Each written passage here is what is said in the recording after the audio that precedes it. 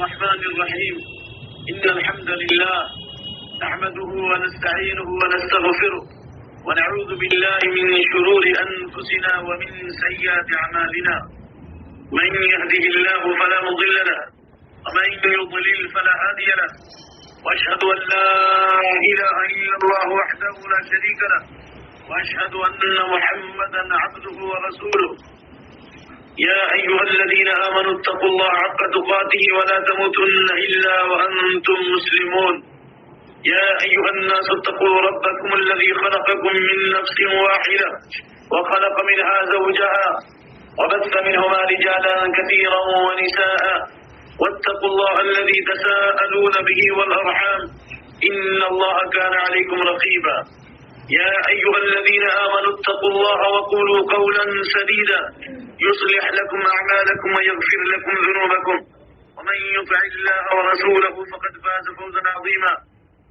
أما بعد فإن خير الحديث كتاب الله وخير الهدي هدي محمد صلى الله عليه وسلم وشر الأمور محدثاتها وكل محدثة بدعة وكل بدعة ضلالة وكل ضلالة في النار. أعوذ بالله السميع العليم من الشيطان الرجيم من همزه ونفخه ونفثه وما خلقت الجن والإنس إلا ليعبدون.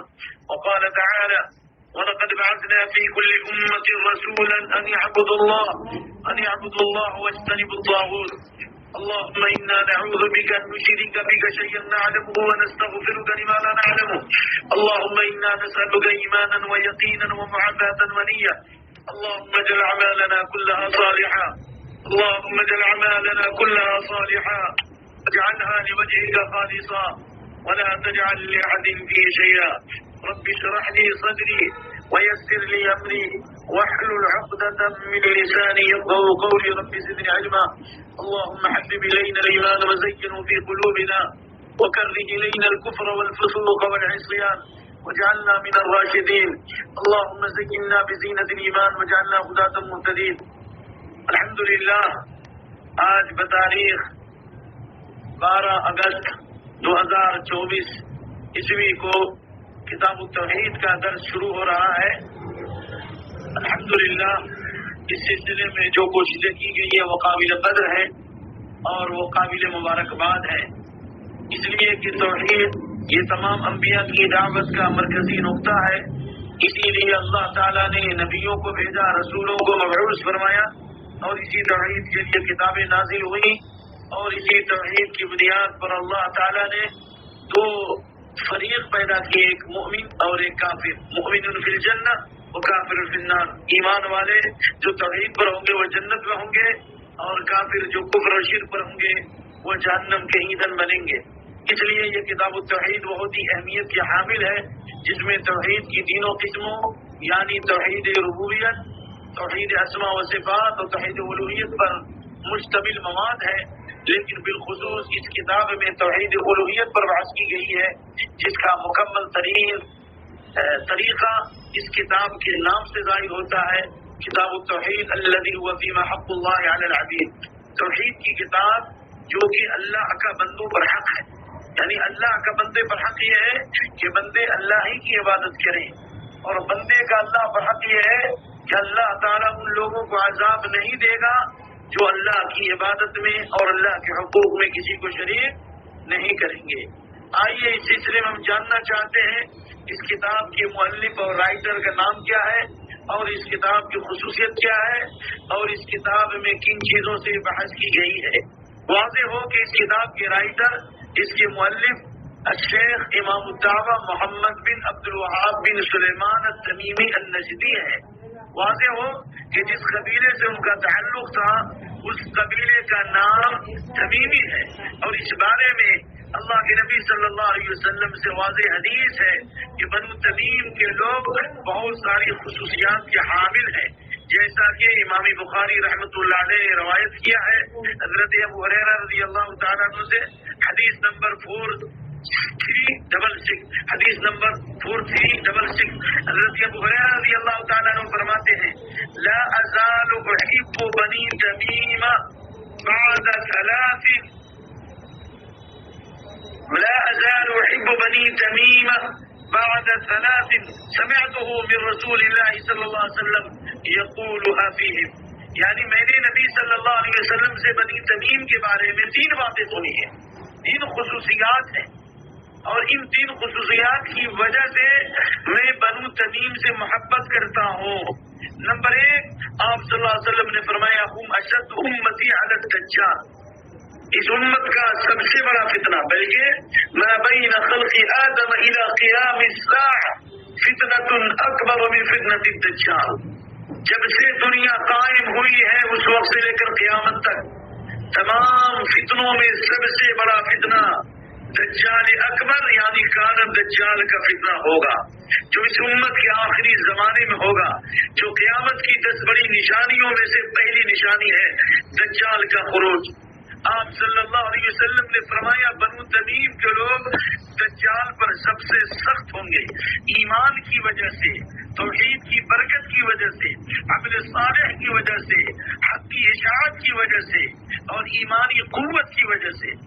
حضرت شیخ امام الدعوہ محمد بن عبد الوہاب بنو تمیم سے تعلق رکھتے تھے۔ اور دوسری خصوصیت یہ ہے کہ حضرت ابو ہریرہ رضی اللہ تعالی عنہ روایت کرتے ہیں کہ حضرت عائشہ رضی اللہ عنہا کے پاس ایک قیدی تھی، یعنی ایک لونڈی تھی۔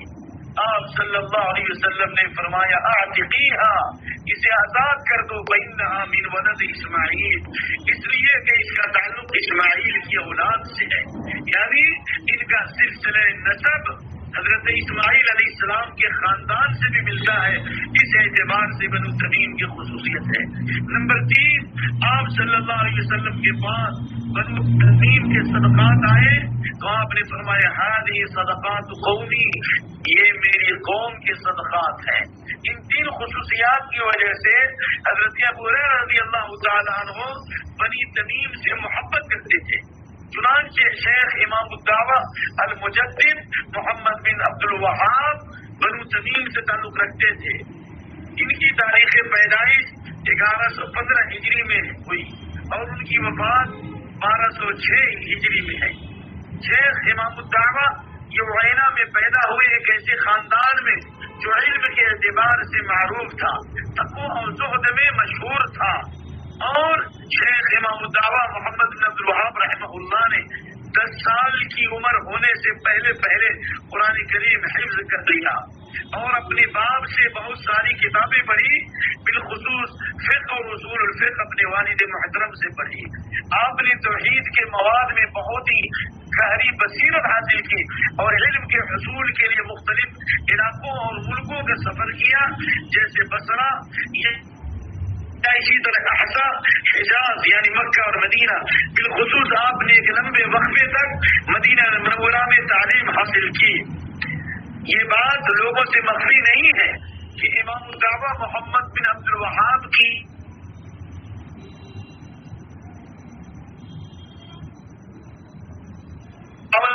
تھا، زمانے جاہلیت کی برائیاں کھود کر آئی تھی، لوگ شجر و حجر کی پرستش کر رہے تھے، عورتیں پتھروں اور درختوں سے اولاد، اور خود ریاض کے قریب ایک علاقہ ہے جہاں زید بن خطاب کی قبر کی پرستش ہوتی تھی۔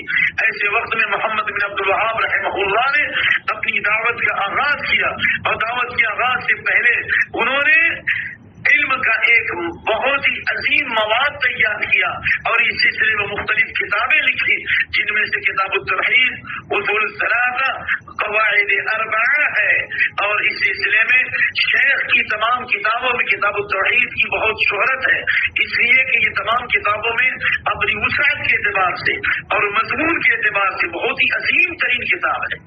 کہا جاتا ہے کہ شیخ امام الدعوہ محمد بن عبد الوہاب رحمہ اللہ نے جب کتاب التوحید کا سلسلہ شروع کیا تو یہ انہوں نے امام بخاری سے اسلوب لیا، یعنی امام بخاری نے جس اسلوب میں، جس اسٹائل میں الجامع الصحیح المسند المختصر من امور رسول اللہ صلی اللہ علیہ وسلم سننہ و ایامہ، جو صحیح بخاری کا مکمل نام ہے، یعنی امام بخاری نے صحیح بخاری کو جس انداز میں ترتیب دی اور جس انداز میں تعلیم فرمائی، اسی منہج پر اور اسی اسلوب میں امام الدعوہ محمد بن عبد الوہاب نے کتاب التوحید کا سلسلہ شروع کیا۔ یعنی جس طرح امام بخاری رحمۃ اللہ علیہ نے صحیح بخاری میں ترجمۃ الباب کے تحت جب باب قائم کیا، چیپٹر قائم کیا، تو قرآن کی آیات سے اور حدیث رسول سے صلی اللہ علیہ وسلم اور صحابہ کے آثار سے، تو انہوں نے بھی یعنی محمد بن عبد الوہاب رحمہ اللہ نے بھی اسی اسلوب کو اپنایا کہ پہلے باب باندھا، اس کے بعد قرآن کی آیات اور حدیث اور صحابہ کے آثار نقل کیے۔ جس طرح کتاب التوحید کے اندر 666 ابواب ہیں جو توحید کے مختلف عناوین پر اور مختلف گوشوں پر محیط ہے، اسی طرح شیخ امام بخاری رحمۃ اللہ علیہ نے صحیح بخاری کے اندر بھی سب سے آخری میں کتاب التوحید میں 58 ابواب پر مشتمل کتاب التوحید کے مختلف مضامین کو نکھارا ہے۔ یعنی کتاب التوحید کے درمیان اور امام بخاری رحمۃ اللہ علیہ کے صحیح بخاری کے آخری میں جو کتاب التوحید ہے، دونوں کے درمیان بہت ہی گہری مشابہت اور مماثلت پائی جاتی ہے، ابواب کے اعتبار سے بھی اور مضمون کے اعتبار سے بھی۔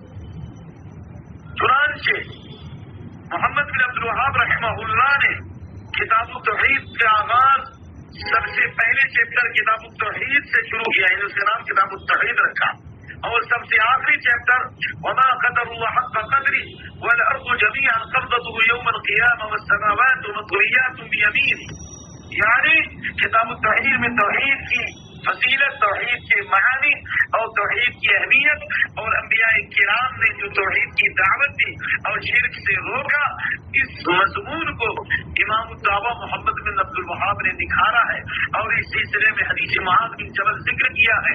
حضرت عبداللہ بن مسعود رضی اللہ عنہ کا قول نقل کیا ہے کہ نبی صلی اللہ علیہ وسلم کی پوری زندگی کا خلاصہ توحید ہے اور اسی پر آپ کا خاتمہ ہے۔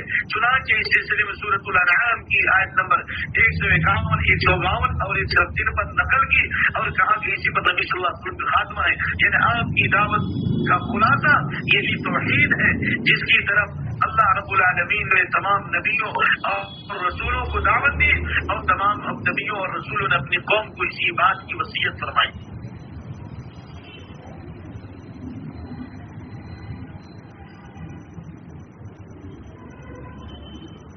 یہ کتاب التوحید جس میں تقریر التوحید یعنی سب سے پہلے نمبر پر توحید کی اہمیت سے متعلق بحث کی گئی ہے، اور توحید کی تینوں قسمیں، توحید ربوبیت، توحید الوہیت، توحید اسماء و صفات میں سب سے زیادہ توحید الوہیت پر ترکیز کی گئی ہے، فوکس کیا گیا ہے۔ کیوں؟ اس لیے کہ ہر دور ہر زمانے میں نبیوں کے درمیان اور ان کی قوم کے درمیان جو اختلاف واقع ہوا، جو جھگڑے ہوئے اور جو حد فاصل ہے ایمان اور کفر کے درمیان اور توحید اور ایمان کے درمیان، حق اور باطل کے درمیان، وہ توحید الوہیت ہے۔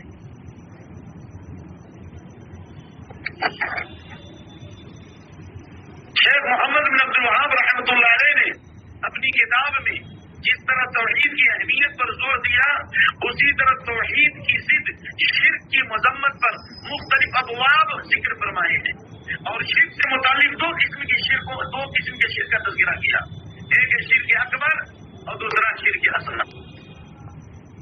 شرک اکبر جس کا مرتکب ہمیشہ ہمیں جہنم میں رہے گا، نمبر 1 شرک اکبر کا مرتکب اسلام سے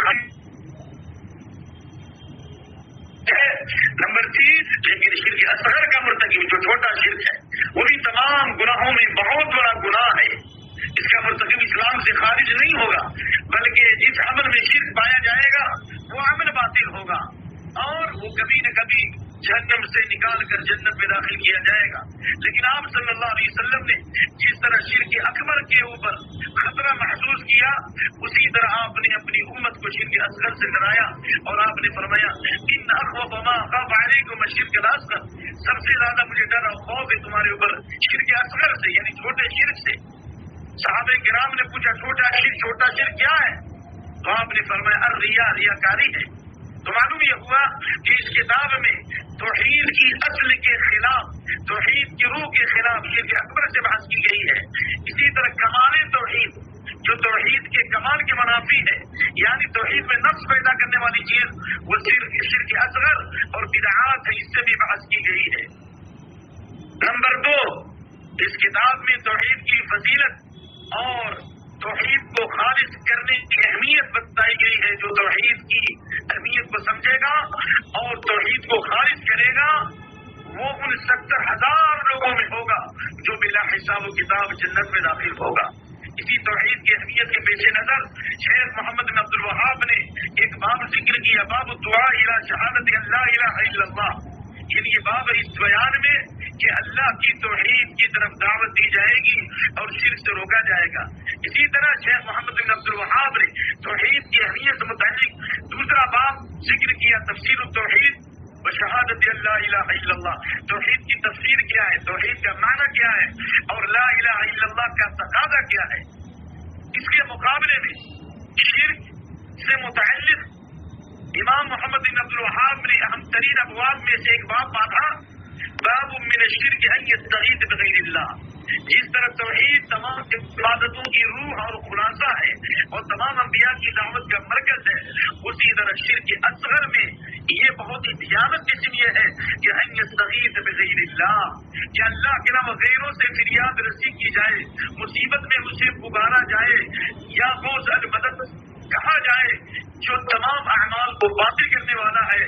اور وہ شرک ہے جس شرک کی بنیاد پر آدمی کا ایمان ختم ہو جاتا ہے اور دائرہ اسلام سے خارج ہو جاتا ہے. اسی طرح شرک اکبر میں امام محمد بن عبد الوہاب نے باب ما جاء فی الذبح لغیر اللہ، یعنی غیر اللہ کے لیے ذبح کرنا، غیر اللہ کے آستانے پر حاضری دینا اور ان کے نام پر چڑھاوا چڑھانا اور ان کے نام پر نذر و نیاز کرنا، یہ شرک اکبر ہے جو تمام اعمال کو باطل کرنے والا ہے اور اس کا مرتکب ہمیشہ جہنم میں رہے گا. اس بات کو بھی شیخ محمد بن عبد الوہاب رحمہ اللہ نے ذکر فرمایا. اسی طرح سے باب من الشرک الاستعاذۃ بغیر اللہ، اسی طرح شرک اکبر کی قسموں میں سے غیر اللہ سے پناہ طلب کرنا. جس طرح زمانے جاہلیت میں لوگ جب کسی جگہ پر پڑاؤ ڈالتے تھے تو کہتے تھے اعوذ بسید ھذا الوادی، میں اس وادی کے سردار یعنی جنات کی پناہ چاہتا ہوں. شیخ محمد بن عبد الوہاب نے اس باب سے یہ ظاہر کیا مسلمانوں میں بھی ایسے لوگ ہیں جو اللہ کے علاوہ جنوں کی پناہ طلب کرتے ہیں، پیروں کی پناہ طلب کرتے ہیں، جو غیر اللہ سے پناہ طلب کرتے ہیں. ان کا شرک کفار مکہ کی طرح سے بہت بڑا شرک ہے اور آدمی اس کی وجہ سے اسلام سے خارج ہو جاتا ہے. شیخ محمد بن عبد الوہاب رحمۃ اللہ علیہ نے توحید کی کمزوری، توحید کی کے کمال کو دور کرنے والا، یعنی توحید میں نقص پیدا کرنے والی چیز، توحید میں خلل پیدا کرنے والی چیز کیا ہے، شرک اصغر اور بدعات اور گناہ. اس سے متعلق بھی باب باندھا ہے. یعنی جس طرح شرک اکبر یہ توحید کے اصل کے منافی ہے، جو توحید کی کو ختم کرنے والی ہے، توحید کی عمارت کو منحرف کرنے والی ہے، اسی طرح بعض ایسے گناہ ہیں جو توحید کے کمال کو یعنی توحید میں خلل اور نقص پیدا کرے گا. ان سے متعلق بھی بحث کی ہے.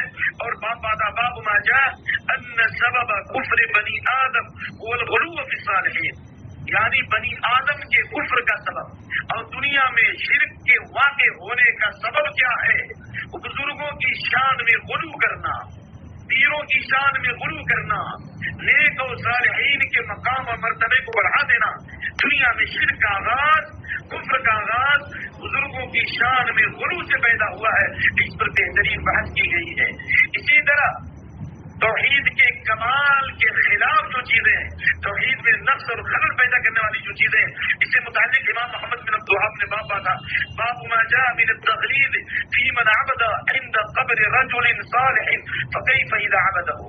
یہ باب اس بیان میں ہے کہ جس نے کسی نیک آدمی کے قبر کے پاس عبادت کی، اس کی سخت مذمت کی گئی ہے اور وہ مردود ہے، اس کی عبادت مردود ہے. کیوں؟ اس لیے کہ یہ سنت کے خلاف ہے. یہ شرک کا کیس ہے کہ انسان شرک نہ کرے لیکن کسی نیک آدمی کی قبر کے پاس عبادت کرے اس عقیدے سے کہ برکت حاصل ہوگی، ہماری دعائیں قبول ہوں گی. یہ شرک کا راستہ ہے، یہ شرک کا گیٹ ہے. اس لیے کہا کہ جب ان کی مذمت کی گئی ہے تو جو قبر والوں کی عبادت کرے تو ان کا کیا حال ہوگا.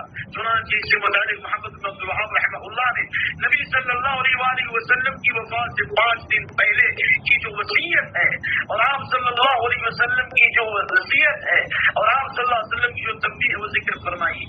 جیسا کہ جندب بن عبداللہ بجلی کی روایت اپنی وفات سے 5 دن پہلے ألا وإن من كان قبلكم يتخذون قبور أنبيائهم وصالحيهم مساجدا فلا تتخذوا القبور مساجد فإني أنهاكم عن ذلك. اے لوگوں اس بات کو یاد رکھو، سن لو، کان کھول کر سن لو کہ تم سے پہلے لوگ جو گمراہ ہوئے، تم سے پہلے لوگ جو حق سے دور ہو گئے، تم سے پہلے لوگ جو توحید سے الگ ہو گئے، اس کی وجہ کیا ہے کہ تم سے پہلے لوگ جنہوں نے اپنی انبیاء کی قبروں کو مسجد بنا لیا، یعنی انبیاء کی قبروں کی عبادت نہیں کی بلکہ ان کی قبروں پر مسجد بنایا، سجدے کیے، اور یہ سجدے اللہ کے لیے تھے، لیکن قبر کے بعد سجدگاہ بناتے بناتے ان قبروں کی پرستش ہو گئی. اس لیے آپ صلی اللہ علیہ وسلم نے فرمایا فلا تتخذوا القبور مساجدا، قبروں کو مسجد مت بنانا، جہاں قبر ہو وہاں مسجد نہیں بن سکتی، اور جہاں مسجد ہے وہاں قبر نہیں بن سکتی. میں تم کو اس سے منع کرتا ہوں. بلکہ حضرت عائشہ رضی اللہ عنہا کی روایت میں ذکر کی کہ آپ صلی اللہ علیہ وسلم نے اپنی وفات سے تھوڑے دن پہلے فرمایا لعن اللہ الیہود والنصارى اتخذوا قبور انبیاء مساجدا. آپ موت کی سختی میں ہے، آپ پر بے ہوشی کا عالم ہے، آپ پر چادر مبارک ڈالی جا رہی ہے، لیکن جب جب آپ قدم اٹھتا تھا آپ چادر کو ہٹاتے تھے اور آپ دعا کرتے تھے لعنت اللہ علی الیہود والنصارى اتخذوا قبور انبیاء مساجدا. اللہ کی لعنت ہو یہود و نصارہ پر جنہوں نے اپنی انبیاء کی قبروں کو مسجد بنا لیا. یہ شرک کا دروازہ تھا، آپ نے ان پر لعنت کی ہے. تو جس نے قبر کی عبادت کی، قبر والوں کو پکارا اور ان کے نام پر نظر و نیاز کیا، پھر ان پر کس قدر لعنت برسے گی. اللہ اکبر. اسی طرح محمد بن عبد الوہاب رحمہ اللہ نے باب باندھا، باب ما جاء ان الغلو فی قبور الصالحین یصیرها اوثانا تعبد من دون اللہ. یعنی یہ باب اس بیان میں ہے کہ بزرگوں کی قبروں پر غلو کرنا، یعنی ان کے قبروں پر خطبے تحریر کرنا، ان کی قبروں کو اوپر اٹھانا اور ان کی قبروں کے اوپر گنبد تحریر کرنا، یہ ان قبر والوں کی پرستش کا سبب بن جائے گا. اسی لیے آپ صلی اللہ علیہ وسلم نے دعا فرمائی اپنی وفات سے تھوڑا پہلے، اللہم لا تجعل قبری وطنا یعبد. اے اللہ میری قبر کو خود پرستی کا اڈا نہ بنا کہ میری قبر کی عبادت نہ کی جائے. بلکہ آپ صلی اللہ علیہ وسلم نے اپنے صحابہ کرام کو تنبیہ فرمایا اور آپ صلی اللہ علیہ وسلم نے فرمایا لا تجعلوا قبری عیدا، لا تجعلوا قبری عیدا، میری قبر کو عید مت بنانا، یعنی میری قبر پر بار بار مت آنا. یا اور دوسرا مانا میری قبر کو میلہ اور ٹھیلا نہ بنانا. بلکہ آپ نے فرمایا وصلوا علیہ حیثما کنتم، تم جہاں ہو وہیں سے میرے اوپر درود پڑھنا، جہاں وہیں سے درود پڑھنا. فإن صلاتکم تبلغنی حیثما کنتم، تم جہاں سے بھی درود پڑھو گے تمہارا درود و سلام مجھ تک پہنچ جائے گا. بلکہ فرشتے متعین ہے، جیسا کہ امام نسائی نے حضرت عبداللہ بن مسعود سے یہ روایت نقل فرمائی کہ اللہ کے نبی صلی اللہ علیہ وسلم نے فرمایا ان للہ ملائکۃ سیاحین فی الارض یبلغون عن امتی السلام. اللہ کے کچھ فرشتے ہیں جن کی ڈیوٹی ہے، جن کی ذمہ داری ہے کہ وہ زمین میں گھومتے پھرتے ہیں. جب کبھی نبی صلی اللہ علیہ وسلم پر کوئی درود و سلام پڑھتا ہے تو نبی صلی اللہ علیہ وسلم پر بھیجا ہوا سلام یہ فرشتے پہنچاتے ہیں. اس سے یہ بات واضح ہو گئی کہ آپ صلی اللہ علیہ وسلم سلام کو دور یا قریب سے ڈائریکٹ نہیں سنتے بلکہ آپ کو پہنچایا جاتا ہے. اس لیے کہ اللہ نے سورہ فاطر آیت نمبر 23 میں فرمایا وما انت بمسمع من في القبور. سورہ فاطر آیت نمبر 22 میں فرمایا وما انت بمسمع من في القبور. اے نبی آپ قبر والوں کو نہیں سنا سکتے. جب نبی صلی اللہ علیہ وسلم قبر والوں کو نہیں سنا سکتے تو ہم کیسے نبی صلی اللہ علیہ وسلم کو سنا سکتے ہیں؟ اس لیے اس پر بہترین بحث کی محمد بن عبد الوہاب رحمہ اللہ نے. اسی طرح توحید کے اندر خلل پیدا کرنے والی چیز اور توحید کے منافی جو چیز ہے اس سے آگاہ کرتے ہوئے محمد بن عبد الوہاب رحمہ اللہ نے ایک باب باندھا، باب ما جاء فی حمایت المصطفى جناب التوحید وصدقه. باب ما جاء في حمایت المصطفى، باب ما جاء في حمایت المصطفى صلی اللہ علیہ وسلم جناب التوحید وصدقه كل طریق يوصل الى الشرك. اللہ اکبر.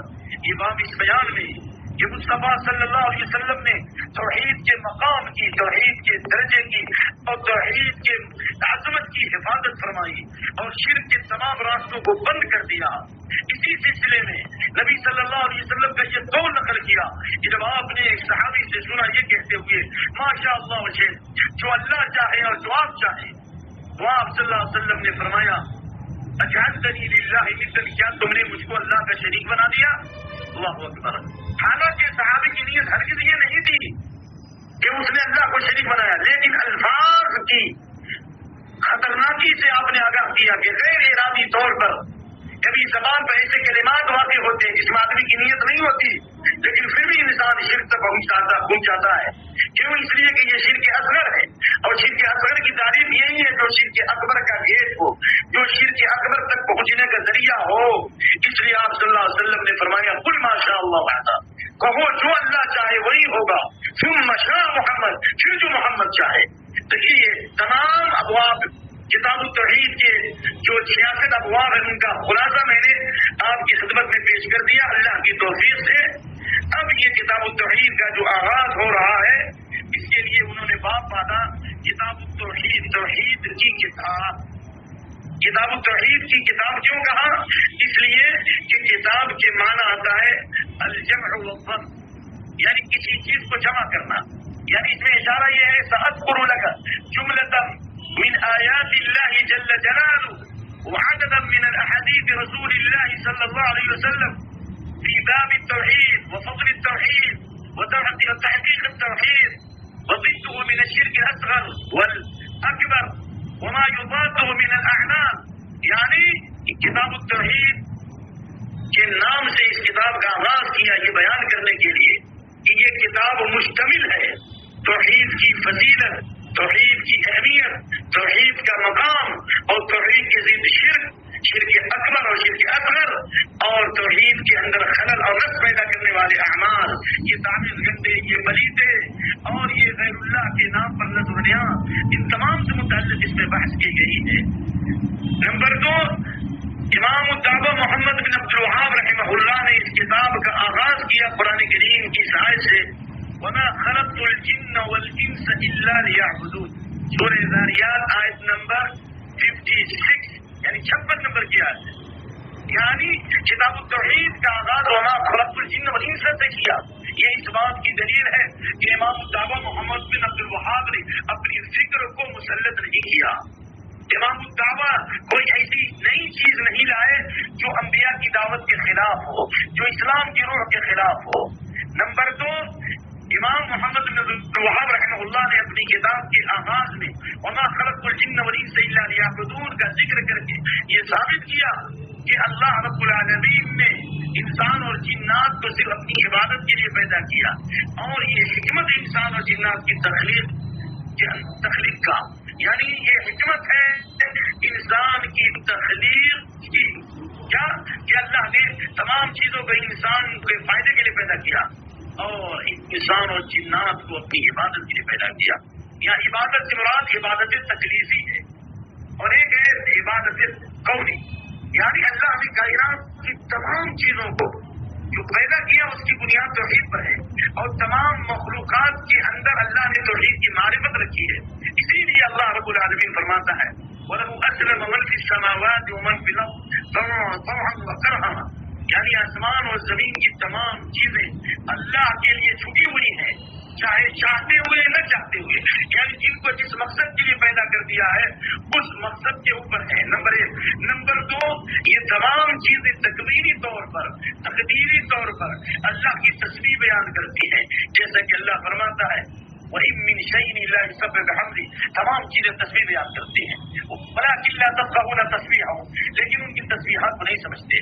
یہاں تک کہ اللہ تعالیٰ نے فرمایا سورہ حج میں أَلَمْ تَرَ أَنَّ اللَّهَ يَسْجُدُ لَهُ مَن فِي السَّمَاوَاتِ وَمَن فِي الْأَرْضِ، زمین اور آسمان کی تمام چیزیں اللہ کو سجدہ کر رہی ہیں، اللہ اکبر۔ وَالشَّمْسُ وَالْقَمَرُ، سورج اور چاند بھی سجدہ کر رہے ہیں، وَالنَّجْمُ وَالشَّجَرُ يَسْجُدَانِ، یہ ستارے بھی اور یہ درخت بھی سجدہ ریز ہیں۔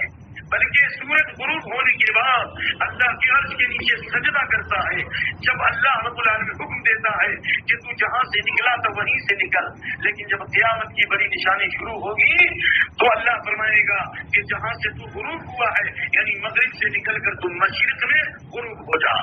تو اس سے معلوم ہوا کہ تمام چیزیں اللہ کی تشریح بیان کرتی ہیں, اللہ کی عبادت کرتی ہے, اللہ کے قانون کے اوپر کار بند ہے. اس لیے حضرت عبداللہ بن مسعود رضی اللہ تعالیٰ عنہ کی روایت صحیح بخاری میں موجود ہے, كنا نسمع تسبیح الطعام, ہم لوگ نبی صلی اللہ علیہ وسلم کے زمانے میں آپ کے دسترخوان پر کھانے سے بھی تسبیح کی آواز سنا کرتے تھے. اللہ اکبر. لیکن اس آیت کریمہ میں اللہ کا یہ فرمان وَمَا خَلَقْتُ الْجِنَّ وَالْإِنسَ إِلَّا لِيَعْبُدُونَ, میں نے جنات اور انسان کو نہیں پیدا کیا مگر اپنی عبادت کے لیے.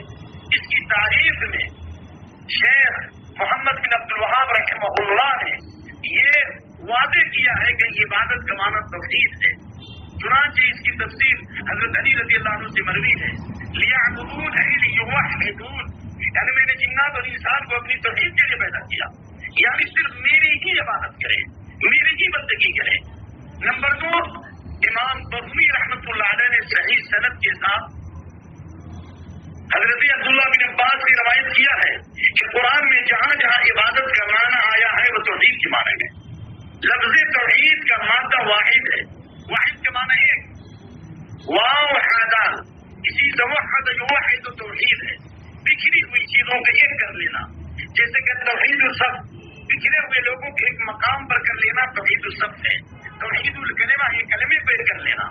توحید سے مراد یہ ہے تمام مخلوقات کو اللہ کی توحید پر جمع کرنا, تمام مخلوقات کو اللہ کی عبادت پہ اکٹھا کرنا, تمام مخلوقات جو عبادت کر رہی ہیں ان تمام عبادتوں کا مستحق اللہ رب العالمین کو بنانا, یہ توحید ہے. چنانچہ اس سلسلے میں اللہ کا یہ فرمان وَمَا خَلَقْتُ الْجِنَّ وَالْإِنسَ إِلَّا لِيَعْبُدُونَ, میں نے جنات اور انسان کو اپنی توحید کے لیے ہی پیدا کیا.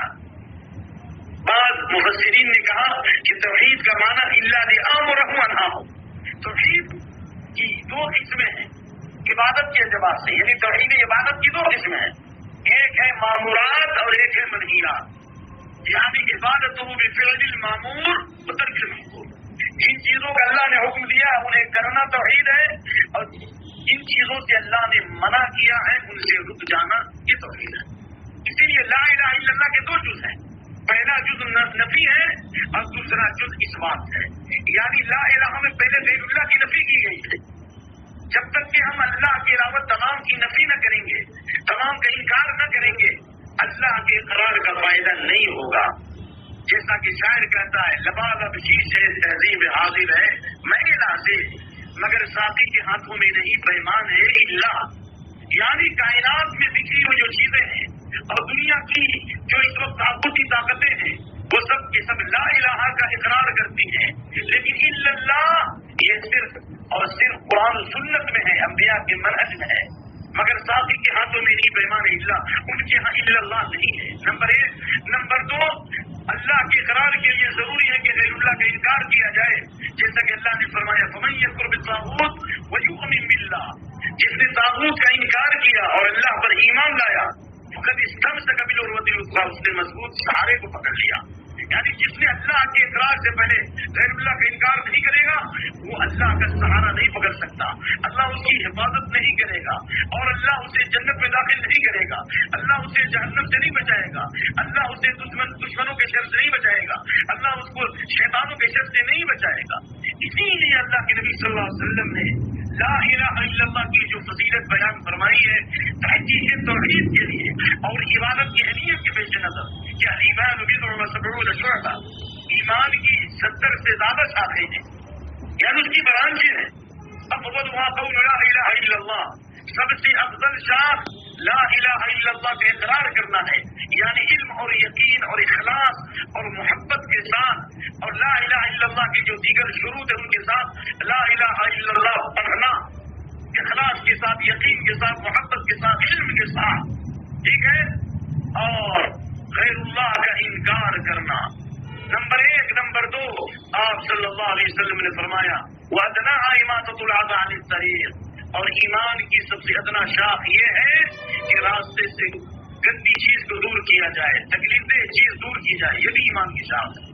اور آپ نے فرمایا وَالْحَيَاءُ شُعْبَةٌ مِنَ الْإِيمَانِ, اور حیا بھی ایمان کی شاخ ہے.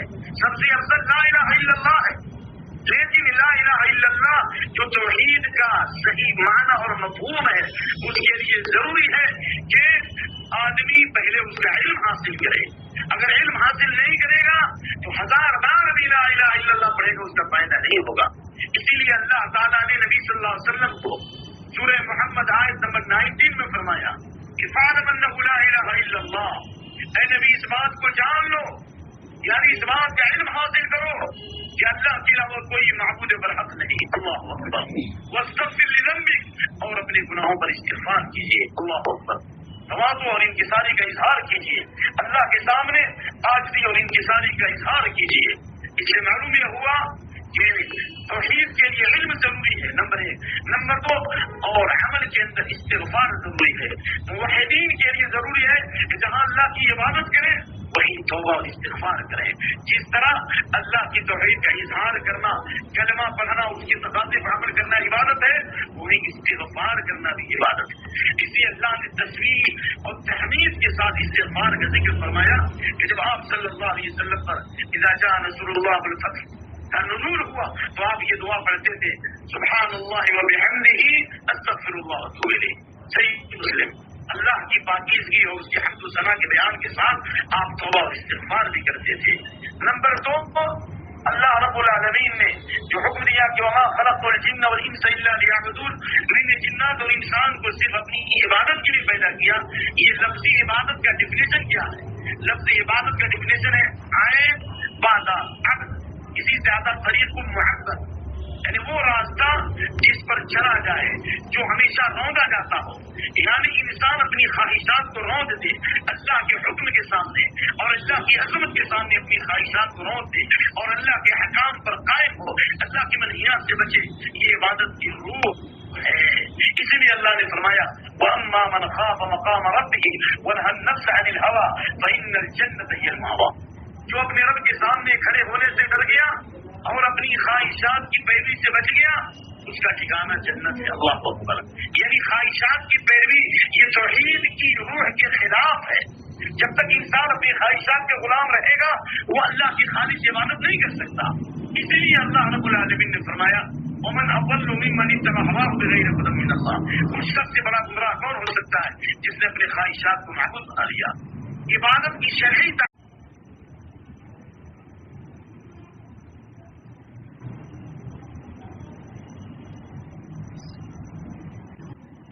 تعریف امام المجدد شیخ الاسلام ابن تیمیہ الحرانی الدمشقی نے کی ہے رحمہ اللہ. کیا تعریف کی؟ العبادت اسم جامع لكل ما يحبه الله ويرضاه من الاقوال والاعمال الظاهره والباطنه. اللہ اکبر. عبادت شامل ہے ان تمام چیزوں کو جس سے اللہ تعالی محبت کرتا ہے. عبادت کا اطلاق ان تمام چیزوں پر ہوگا جن سے اللہ تعالیٰ محبت کرتا ہے، جو اللہ کو محبوب ہے اور جن سے اللہ راضی ہے، چاہے اس کا تعلق قولی عبادت سے ہو، زبانی عبادت سے ہو، لسانی عبادت سے ہو، یعنی جو زبان سے کی جائے جیسے تسبیح و تحلیل، قرآن کی تلاوت، ذکر و اذکار، یا فعلی عبادت ہو جیسے نماز و روزہ، یا مالی عبادت ہو صدقات و خیرات، یا قلبی عبادت ہو جیسے توکل، اللہ سے محبت کرنا، اللہ سے خوف رکھنا، اللہ پہ بھروسہ کرنا. یہ العبادت اسم جامع لكل ما يحب الله ويرضاه من الاقوال والاعمال الظاهره والباطنه. تو یہ عبادت کی ایک تعریف کی گئی ہے، اور بعض علماء نے تعریف کی عبادتہ بفعل المامور وترک المحظور. جن چیزوں کا اللہ نے حکم دیا اسے کیا جائے اور جن چیزوں سے اللہ نے منع کیا ان سے رک جائے، یہ عبادت ہے. لیکن میں آپ کے سامنے اپنی اس گفتگو کو ختم کرتے ہوئے عبادت کے پیلرز بتانا چاہ رہا ہوں. جس طرح اسلام کے 5 پیلرز ہیں، لا الہ الا اللہ محمد رسول اللہ کی گواہی دینا، نماز قائم کرنا، زکوٰۃ دینا، رمضان کے 1 مہینے کے روزے رکھنا، اور استطاعت کے مطابق خانہ کعبہ خرچ کرنا. اسی طریقے سے عبادت کے 3 پیلرز ہیں. اسی بات 3 چیزوں کا ہونا ضروری ہے. نمبر 1 محبت، نمبر 2 خوف، نمبر 3 امید. یہ کہیے محبت، امید اور خوف. کسی بھی عبادت میں 3 چیزیں پائی جائیں گی تو وہ عبادت ہوگی، اور جب عبادت ہوگی تو وہی توحید ہوگی. موحد وہی ہوگا جس میں 3 چیز پائی جائے. ہم اللہ کی عبادت کریں محبت کے ساتھ، نمبر 1. نمبر 2 امید کے ساتھ. نمبر 3 اللہ سے ڈر اور خوف کے ساتھ. یہ عبادت کی روح ہے اور اس کی دلیل سورۃ الفاتحہ کی ابتدائی آیات ہے. الحمدللہ رب العالمین، ساری تعریفیں اللہ ہی کے لیے جو سارے جہان کا رب ہے. اس ربوبیت میں محبت کا پیغام ہے کہ اللہ تعالیٰ تمام مخلوقات کا رب ہے، یعنی وہ خالق بھی ہے، وہ مالک بھی ہے، وہ مختار کل بھی ہے. اور کائنات میں جن کو جو چیزیں حاصل ہے یہ اللہ تعالیٰ کی طرف سے ہے، یہ اللہ کا انعام ہے. لہذا ان المحب لمن یحب مطیع، جو جس سے محبت کرتا ہے اس کی اطاعت کرتا ہے. لہذا اس میں محبت کا پیغام ہے. الرحمن الرحیم، وہ رحمان الرحیم ہے، بہت زیادہ مہربان اور نہایت رحم کرنے والا ہے. اس میں اس بات کا اظہار ہے کہ اللہ کی عبادت کرو تو یہ سمجھو کہ اللہ سے امید رکھو. بندہ جیسی اللہ سے امید کرے گا اسی کے مطابق اللہ اس کے ساتھ معاملہ کرے گا. لہذا یہ امید بھی عبادت ہے. اور مالک یوم الدین میں کہ اللہ بدلے کے دن کا مالک ہے، قیامت کے دن کا مالک ہے. یہ ماسٹر آف ڈے ججمنٹ یعنی قیامت کے دن کا مالک ہے. یعنی اللہ تمام چیزوں کا مالک ہے، لیکن قیامت کے دن کسی کو کسی چیز پہ اختیار نہیں ہوگا. لا تملک نفس لنفس شیئا، کوئی نفس کسی نفس کا کچھ بھی مالک نہیں ہوگا. انسان کے اعضاء اس کے خلاف گواہی دیں گے، انسان کی زبان بند کر دی جائے گی لیکن اس کے چمڑے گواہی دیں گے. اور وہ تکلمنا ایدیہم، ہاتھ بولے گا، وتشہد ارجلہم بما کانوا یکسبون، اور یہ پاؤں گواہی دیں گے. اس سے معلوم یہ ہوا کہ یہ قیامت کا دن بہت ہی بھیانک دن ہے. لہذا انسان ڈرتے ہوئے عبادت کرے کہ قیامت کے دن ہمیں بدلہ ملنے والا ہے. کہیں اگر ہماری عبادت رد ہو گئی تو پھر ہمیں ذلت و رسوائی کا سامنا کرنا پڑے گا. لہذا عبادت کی روح خوف اور امید ہے، اور خوف اور امید کے مجموعے سے محبت پیدا ہوتی ہے. لہذا اس عبادت کے لیے ان تین چیزوں کا ہونا ضروری ہے. ان تینوں کے بعد کہا گیا ایاک نعبد و ایاک نستعین، اللہ ہم تیری کی عبادت کرتے ہیں اور تجھی سے مدد چاہتے ہیں. یعنی اللہ ہم عبادت کرتے ہیں محبت کے ساتھ، اور عبادت کرتے امید کے ساتھ، اور عبادت کرتے تیرے خوف کے ساتھ. وایاک نستعین، اور تجھی سے مدد چاہتے ہیں. سلف کی ایک جماعت کہتی ہے من عبد اللہ بالحب، من عبد اللہ بالحب فهو مرجع، جس نے اللہ رب العالمین سے محبت کے ساتھ عبادت کی اور اللہ سے امید نہیں رکھی، صرف اللہ سے محبت کے ساتھ عبادت کی، وہ کیا ہے؟ وہ مرجعہ ہے. یعنی مرجعہ ایک طبقہ پیدا ہوا جن کا یہ عقیدہ ہے کہ ایمان کے لیے صرف زبان سے اظہار کر دینا کافی ہے، اللہ سے محبت کا اظہار کر دینا کافی ہے. لہذا وہ مرجع ہے. ومن عبد اللہ بالرجاء، اور جس نے امید کے ساتھ اللہ کی عبادت کی وہ کیا؟ صوفی ہے، وہ زندگیت کے راستے پر ہے. کیوں؟ اللہ سے امید کرو، چاہے جو گناہ کرنا چاہو گناہ کر لو. ومن عبد اللہ بالخوف فهو حروری وخارجی، اور جس نے اللہ کی عبادت کی خوف کے ساتھ وہ خارجی ہے. یعنی خوارج کا عقیدہ یہ ہے کہ گناہ کبیرہ کا مرتکب اسلام سے خارج ہو جاتا ہے. اور لا يضر مع الایمان، لا يضر، وہ کہتے ہیں لا ينفع الایمان، لا ينفع الایمان مع الذنب، یعنی گناہ کے ساتھ ایمان نفع بخش نہیں رہتا. یعنی گناہ کرنے کی وجہ سے ایمان ختم ہو جاتا ہے. کیوں؟ اس لیے کہ انہوں نے وعید کی آیتوں کو غالب کیا. جو سزا والی جو آیات ہیں ان پر ان کا ایمان ہے، نہ اللہ سے امید ہے اور نہ اللہ سے خوف ہے. لہذا اہل سنت والجماعت کا یہ عقیدہ ہے اور متفقہ اصول ہے کہ ہم اللہ کی عبادت کرتے محبت کے ساتھ اور امید کے ساتھ اور خوف کے ساتھ. یہ ہوا آج کے درس کا خلاصہ. وما خلقت الجن والانس الا لیعبدون، میں نے جنات اور انسان کو صرف اور صرف اپنی عبادت کے لیے پیدا کیا. اور یہ عبادت تمام انبیاء کی دعوت کا مرکزی نقطہ ہے، اور یہ تمام رسولوں کی دعوت کا خلاصہ ہے. اور جب تک اللہ کی عبادت رہے گی زمین میں امن اور امان قائم رہے گا. اور جب اللہ کی عبادت کرنے والے نہیں رہیں گے یہ زمین بھی باقی نہیں رہے گی، یہ آسمان بھی باقی نہیں رہے گا، یہ کعبہ بھی باقی نہیں رہے گا، بلکہ مکہ اور مدینہ بھی ویران ہو جائے گا. انشاءاللہ اگلے درس میں کتاب التوحید سے متعلق جو دوسرے مباحث ہیں انشاءاللہ اختصار کے ساتھ اور کہیں کہیں تفصیل کے ساتھ بیان کیا جائے گا. تب تک کی اجازت دیجیے. وباللہ التوفیق. سبحانک اللہم وبحمدک، واشہد ان لا الہ الا انت، واستغفرک واتوب الیک. السلام علیکم ورحمۃ اللہ وبرکاتہ.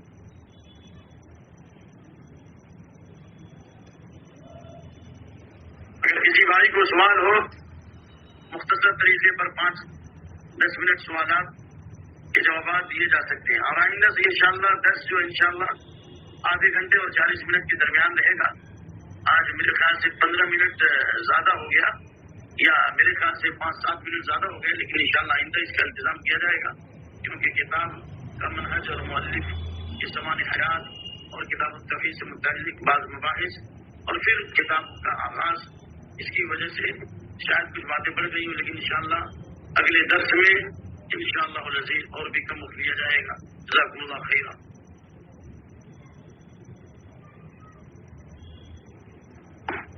السلام علیکم ورحمۃ اللہ وبرکاتہ. السلام ورحمۃ اللہ وبرکاتہ.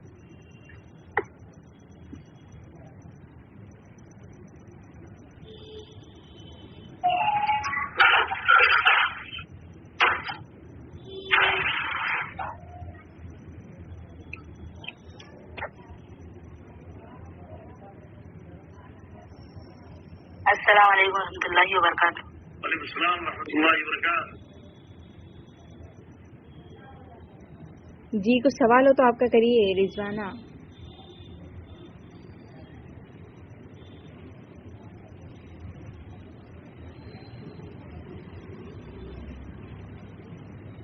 آئندہ سے سوالات دوران درس یا درس سے پہلے ہی کچھ جمع کر لیے جائیں تاکہ وقت کی قدر ہو سکے. آپ جو عبادت کے لیے 3 شرطیں بولے تھے, محبت, یقین اور ڈر. محبت اور امید اور خوف. امید اور خوف. جی. یقین اور امید تو سیم نہیں رہتے. نہیں, یقین جو ہے امید کا نتیجہ ہے, کیونکہ یقین تو تمام عبادت کی روح ہے. جو یقین کرے گا وہی اللہ سے محبت کرے گا, جو یقین کرے گا وہی اللہ تعالیٰ سے امید رکھے گا, جو یقین کرے گا وہی اللہ سے خوف کھائے گا. اسی لیے اللہ تعالیٰ نے سورہ بقرہ کے آغاز میں اہل ایمان کی اور متقی کی سب سے عظیم ترین صفت بیان فرمائی, وبالآخرۃ هم یوقنون, وہ آخرت پر گہرا اور مضبوط یقین رکھنے والے ہیں. تب اللہ نے کہا اولئک علی ھدی من ربہم واولئک هم المفلحون. اس یقین کی بنیاد پر اللہ نے کہا وہی لوگ اپنے رب کی ہدایت پر ہیں, یعنی دن بدن اللہ ان کی ہدایت میں اضافہ کرے گا, ان کے علم میں, ان کے عمل میں اضافہ کرے گا. اور اسی یقین کی بنیاد پر اللہ نے فرمایا اولئک هم المفلحون, اور وہی کامیاب ہیں. امام ابن عباس نے اس کی تفسیر کی, مفلحون کے ادرکوا ما طلبوا ونجوا من كل ما حرموا, یعنی اپنی ہر خیر اور بھلائی کو پا لیں گے اور ہر شر اور فتنے سے بچ جائیں گے. اور اللہ نے فرمایا كذلك بينا الآيات لقوم يوقنون, ہم اپنی آیتوں کو کھول کھول کر بیان کرتے ہیں یقین رکھنے والوں کے لیے. اور نبی صلی اللہ علیہ وسلم کا ارشاد عالی مقام وہ خیر ما وقر فی القلب الیقین, سب سے عظیم چیز جو انسان کے دل میں جاگوزی ہونے والی ہے وہ کیا ہے؟ یقین ہے. نمبر 2, ابو بکر صدیق رضی اللہ تعالیٰ عنہ نے ایمان کے ساتھ یقین کی دعا فرمائی, جیسا کہ امام ابن ابی دنیا نے اپنی کتاب یقین میں یہ روایت ذکر کی صحیح سند کے ساتھ.